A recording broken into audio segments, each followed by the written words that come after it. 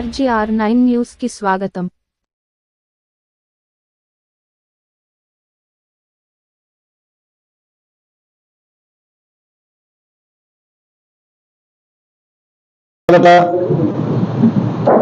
ఈ కార్యక్రమానికి వచ్చినటువంటి మీడియా మిత్రులకు, ప్రెస్ మిత్రులకు, కాంగ్రెస్ పార్టీ అభిమానులకు, యాదవ సంఘ మిత్రులకు, మరి కాంగ్రెస్ పార్టీ కార్యకర్తలకు, మనకు కర్నూలు జిల్లా పార్లమెంటరీ కాన్స్టిట్యూషన్ ఎంపీ గారైనటువంటి రాంపుల్ల యాదవ్ గారికి ప్రతి ఒక్కరికి పేరు పేరున నమస్కరిస్తూ,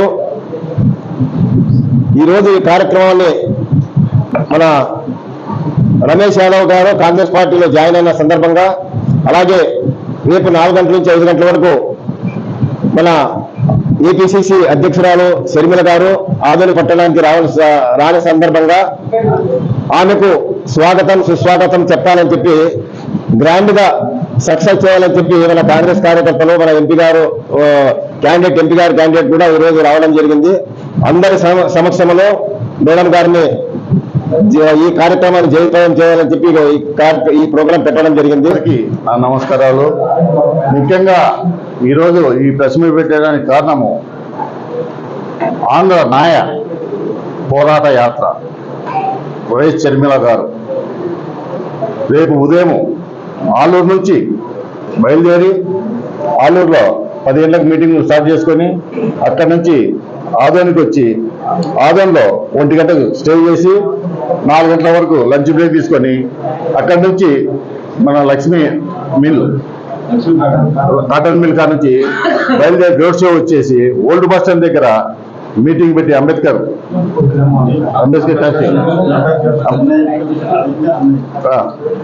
చేసి అది ఇది చేస్తామని చెప్పేసి, ఇలాగే ఆదరణ అయిపోయినాక ఎమ్గనూరు అయిపోయినాక కర్నూలు అన్ని చేయాలని చెప్పేసి ఉన్నాము. అలాగే మా పార్టీ మేనిఫెస్టోలో 9 పథకాలు ఇచ్చాము. అది బ్రహ్మాండమైన పథకాలు.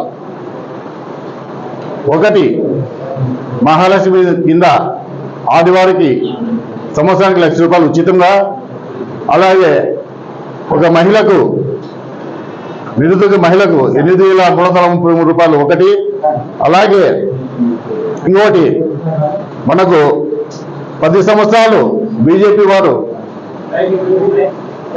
ఇది స్పెషల్ స్టేటస్ ఇస్తామని చెప్పారు. దాంతో ప్రత్యేక హోదా కింద ఇస్తామన్నారు. ప్రత్యేక హోదా వాళ్ళు వెంకయ్యనాయుడు కూడా చెప్పి పార్లమెంట్లో ఆయన మాట తప్పారు 3 వచ్చిన తర్వాత.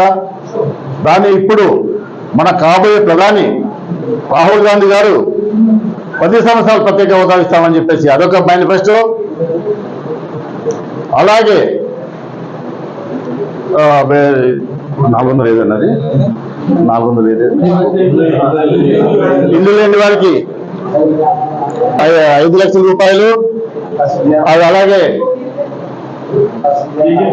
KG to PG education central syllabus కానీ ఏదైనా కానీ ఫ్రీ.